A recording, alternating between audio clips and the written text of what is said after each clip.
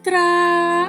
Ayeuna urang nincak kana materi artikel. Hidup geus jahocan naon ari artikel teh?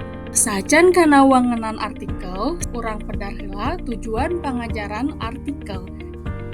Ngaliwat dan mengkreasi, menginterpretasi, mengevaluasi teks artikel, peserta didik mampu menulis berbagai teks berbahasa Sunda untuk merefleksi dan mengaktualisasi diri dalam berbagai media sesuai dengan kaidah bahasa Sunda, serta mampu berkomunikasi dan bernalar sesuai dengan tujuan, konteks sosial budaya, dan akademis.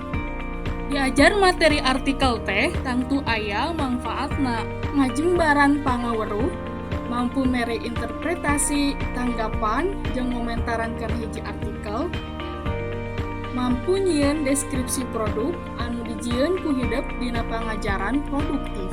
Yuk urang regepkeun materi artikel. Artikel teh mangrupa karya tulis kategori faktual atawa non-fiksi anu eusina medar ngeunaan hiji pasoalan pangaweruh dina widang budaya, sosial kemasyarakatan, hukum, olahraga, kesehatan, ekonomi, jeung sajabana. Artikel teh dipedar secara lengkap, pikeun dimuat di media massa seperti surat kabar, majalah, jeung tabloid. Kiwari mah artikel teh bisa dimuat di media sosial seperti Instagram, Facebook, Twitter. Kalayan mesti papantes nggunakeun rupa-rupa aplikasi seperti Canva.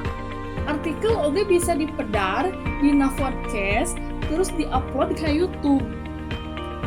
Jenis artikel teh digolongkeun dumasar kana saha nu nulisna, eusi, jeung tujuanana.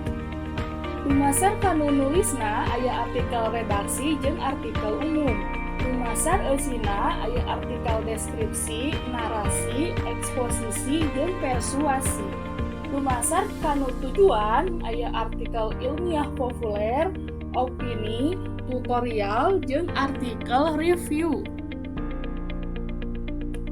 Artikel tangtu boga ciri anu ngabedakeun jeung tulisan sejenna. Cirina nyaeta aya ngaran nu nulisna, miboga gagasan aktual atawa kontroversial.